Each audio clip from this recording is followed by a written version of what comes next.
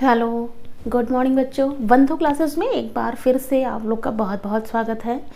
बेटा, जैसा कि आपका जो पिछला चैप्टर था, चैप्टर नंबर 5 था, बच्चों के वस्त्र। ठीक है, आपके जो 5th चैप्टर थे वो थे बच्चों के वस्त्र। मैंने उसी टाइम ही बता दिया था आपको इसके आगे की वीडियो जो आएंगी वो चैप्टर नंबर 6 की आएंगी, जिसका नाम है आपका हमारा घर। ठीक है, सबसे पहले मैं ये आप लोग को बता के चल रही हूँ कि इसकी 2 वीडियो आएंगी। ठीक है, ये जो आपका है ये पार्ट 1 है, इसके बाद इसी चैप्टर का दूसरा भाग आएगा। देख लीजिए हमारा घर, इस चैप्टर में देख लीजिए आपके जो है, सबसे पहले तो आप घर के बारे में जान लीजिए। ठीक है, भोजन और वस्त्र के पश्चात मनुष्य की जो मूल आवश्यकता है वह होती है घर। ठीक है, उसके रहने के स्थान अथवा घर केवल मनुष्य ही नहीं अपितु पशु पक्षी भी अपने लिए घोंसलों व गुफाओं के रूप में घर को बनाते हैं। ठीक है, अब देख लीजिए आगे जो आपका पहला क्वेश्चन है इसमें, वह है घर में आंगन तथा बरामदा होने से क्या लाभ है। यानी हम जो भी घर बनवा रहे हैं या हमारे पास जो भी घर है, अगर उसमें आंगन और बरामदा है तो उसके कुछ ना कुछ तो बेनिफिट होते ही होंगे।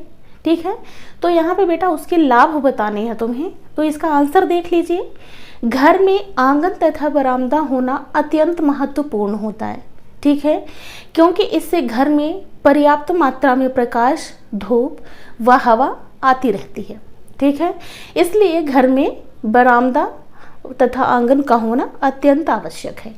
अगला देख लीजिए, आपका दूसरा क्वेश्चन है बैठक, भोजन खाने के कमरे या जहाँ पे भोजन करते हैं, सोने वाले कमरे में क्या क्या फर्नीचर होनी चाहिए।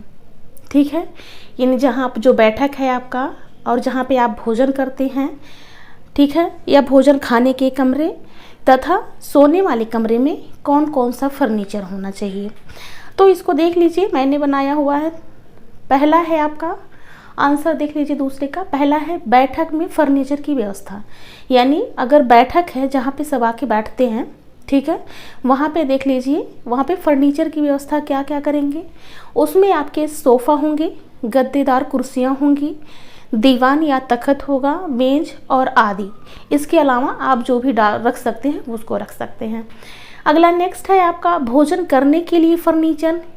ठीक है, यानी जहाँ पे आप भोजन करेंगे बैठकर, वहाँ पे कौन कौन से फर्नीचर होने चाहिए। इसमें देख लीजिए आपका आंसर है परिवार के सदस्यों की संख्या के अनुरूप मेज व कुर्सियाँ।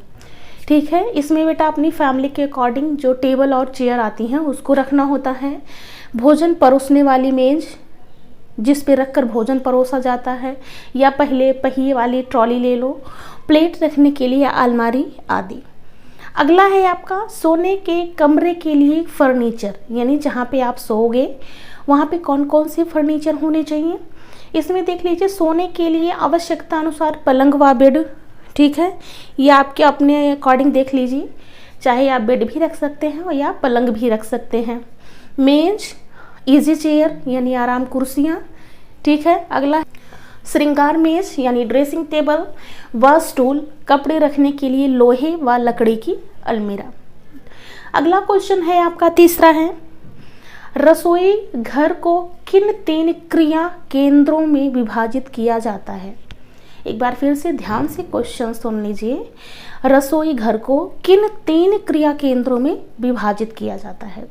अब इसका आंसर देख लीजिए। प्रायः रसोई घर में भोजन से संबंधित कार्य जैसे खाद्य पदार्थों का संग्रह, तैयारी, पकाना, परोसना तथा बर्तनों की साफ सफाई करना है। ठीक है, इन कार्यों को भली प्रकार से संपन्न करने के लिए निम्नलिखित 3 केंद्रों में विभाजित किया जाता है। एक बार फिर से देख लीजिए इसका आंसर। जैसे जो रसोई घर है उससे संबंधित कार्य जैसे खाद्य पदार्थों का संग्रह, यानी जो आपके सूखे खाद्य पदार्थ होते हैं उनको कहाँ रखना है। ठीक है, तैयारी, पकाना, परोसना तथा बर्तनों की साफ सफाई करना है। ठीक है, इन कार्यों को अच्छी तरह से संपन्न करने के लिए 3 क्रिया केंद्रों में विभाजित किया गया है। पहला है आपका भोजन तैयारी का केंद्र। ठीक है, अगला है भोजन पकाने तथा परोसने का केंद्र, और तीसरा है बर्तनों की साफ सफाई व धुलाई का केंद्र। अगला देख लीजिए क्वेश्चन जो आपका है चौथा है ठीक है। चौथा देख लीजिए, चौथे में आपके 3 क्वेश्चन हैं। इसमें पॉइंट वाइज देख लीजिए, पहली हेडिंग डली हुई है भोजन तैयारी केंद्र में कौन कौन से कार्य किए जाते हैं तथा कौन कौन से उपकरण होने चाहिए। ठीक है, इसमें देख लीजिए जो इसके पहले आपका तीसरा वाला क्वेश्चन था 3 क्रिया केंद्र। ठीक है, बस चौथे में क्या करना है, उन्हीं 3 के बारे में आपको एक्सप्लेन करना है। इसमें आप पहला देख लीजिए भोजन तैयारी केंद्र में कौन कौन से कार्य किए जाते हैं तथा कौन कौन से उपकरण होने चाहिए। अब यहाँ पे इसका आंसर देख लीजिए, भोजन पकाने से पूर्व सब्जियां काटना, आटा गूंथना, दाल चावल बुनना आदि इन कार्यों को करने के लिए रसोई घर में अलग केंद्र बनाना आवश्यक है। ठीक है, उसी में देख लीजिए रसोई घर में एक तरफ शेल्फ या मेज रखकर भोजन पकाने की तैयारी की जा सकती है। मेज या शेल्फ के दराजों में कुछ सामान जैसे चाकू, कद्दूकस आदि रख सकते हैं। दीवारों पर अलमारी बनाई जा सकती है जिसमें आटा, मैदा, चावल, दाल आदि जो कुछ भी है वो आप रख सकते हैं। इसी केंद्र में ढक्कनदार कूड़ेदान रखना आवश्यक है।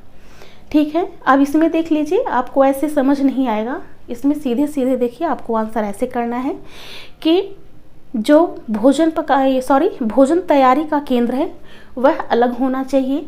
उसके लिए जैसे आप आटा गूंथने वाला काम, सब्जी काटना, दाल चावल बुनना, इन कार्यों को करने के लिए आप किचन में एक अलग से या फिर शेल्फ बनवा लें या फिर अलग से मेज रखकर उस पर सब्जी काटने का काम, चावल बुनने का काम, ये सब काम आसानी से किए जा सकते हैं। और जो शेल्फ या मेज आप रखेंगे उसमें जो दराज बने होंगे उसमें आप जैसे चाकू है, ठीक है, सब्जी काटने के लिए कद्दूकस है आदि ये सारे सामान जो सब्जी काटने से रिलेटेड है वो सारे रख सकते हैं। दीवारों पर अलमारी बनाई जा सकती है जिसमें आप आटा, दाल, चावल ये सारे सामान आसानी से रख सकते हैं। और किचन में एक बात और, ढक्कनदार कूड़ेदान रखना, यानी ढक्कनदार हो जिसका ढक्कन बंद होता हो, कूड़ेदान रखना यानी डस्टबिन रखना अत्यंत आवश्यक है। अब इसे में देख लीजिए जो आपका दूसरा है उसी 4th में ही है, भोजन पकाने व परोसने के केंद्र में क्या क्या होना चाहिए। ठीक है, इसमें आंसर देख लीजिए, इस केंद्र की व्यवस्था में चूल्हा या स्टोव, गैस स्टोव आता है आदि शेल्फ पर रखते हैं यानी स्लैब पर रखते हैं। और भोजन पकाने व परोसने के लिए प्रयोग में आने वाले बर्तन, पतीला, भगोना, कढ़ाई जितनी भी चीज़ें होती हैं, ठीक है, कटोरी, चम्मच आदि इसी केंद्र में बनी अलमीरा में रखना चाहिए या अलमारी में रखना चाहिए। भोजन पकाते समय प्रयोग में आने वाले खाद्य पदार्थ जैसे घी, तेल, नमक, मिर्च, मसाले आदि यहीं रखना चाहिए। ठीक है, जैसे जहाँ पे मेन खाना बनता हो वहाँ पे ये सारे सामान रखने की व्यवस्था होनी चाहिए। अगला है आपका लास्ट है, तीसरा है बर्तनों की धुलाई व सफाई केंद्र में कौन कौन से कार्य किए जाते हैं। ठीक है, यानी बर्तनों की धुलाई व साफ सफाई, ये भी आपका तीसरा पॉइंट ही था ना। तो इस केंद्र में कौन कौन से कार्य किए जाते हैं।